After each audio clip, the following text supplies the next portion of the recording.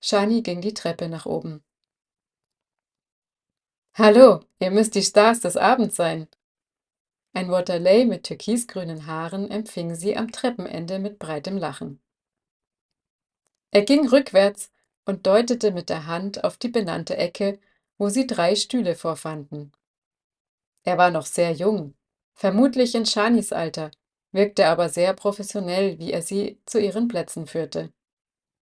Sie nahmen Platz und atmeten erleichtert durch. Kein Wasser in der Luft.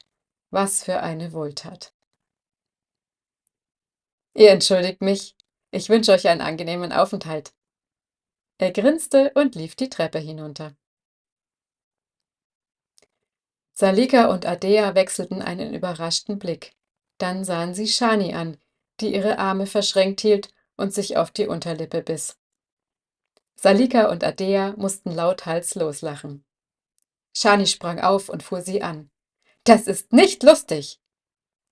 Doch ihre beiden älteren Schwestern konnten sich nicht halten.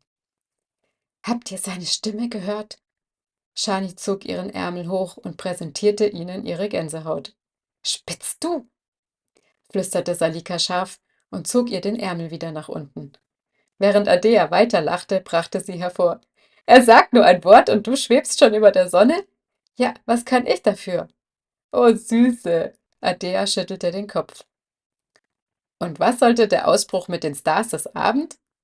Vielleicht wollen sie uns gefügig machen, flüsterte Shani etwas beleidigt und ein bisschen zynisch. So wie ich das sehe, sind die Jungs die einzigen, die es mit uns aufnehmen können.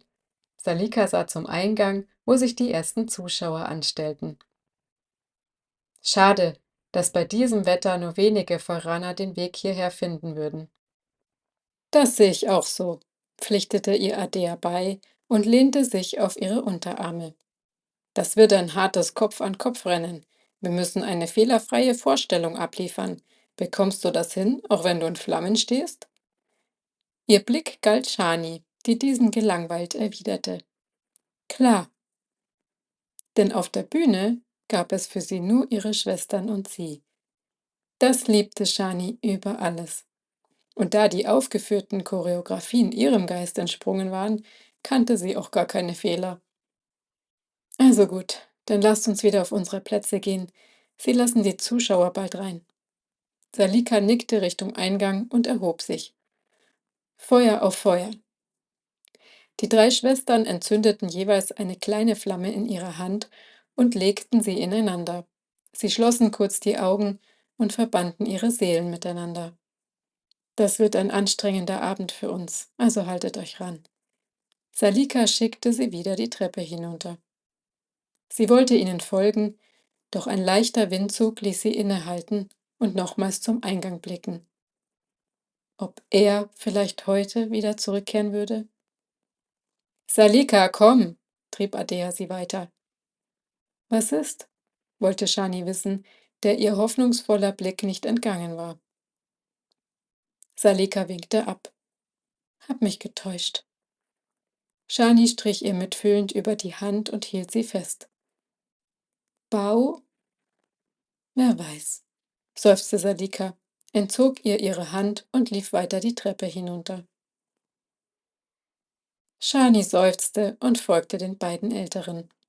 Mit Salika über sie selbst zu reden, war fast so wie eine brennende Kerze durch einen Sturm zu geleiten. Ein kurzer Wimpernschlag von Unaufmerksamkeit und sie ging aus und war nur schwer wieder anzuzünden. Shani fühlte sich ein bisschen gekränkt, doch dass Salika sie vor einem Auftritt, bei dem an jeder Ecke neugierige Ohren lauschten, abblitzen ließ, konnte sie nachvollziehen. Sie schloss auf ihre Schwestern auf, und die 3 entzündeten wieder ihr inneres Leuchten, das in dem Gewusel und Getümmel der anderen Elementarier viel Aufmerksamkeit erregte. Das Gedränge war wirklich groß, und Ardea und Shani nahmen Salika zwischen sich, so dass sie sich von Ardea geführt wie eine Schlange ihren Weg bahnten. Auf blöde Kommentare der Waterlei wie »Heiße Feurani, heiße Kostprobe gefällig« oder »Pfeifen« reagierten sie einfach mit einem gelangweilten Blick. Doch als ein Waterlei zwischen sie krapschen wollte und Ardea dessen Hand fast mit ihrer eigenen verbrannte, griff ein Dritter dazwischen und schob den anderen von ihr. Halte dich zurück,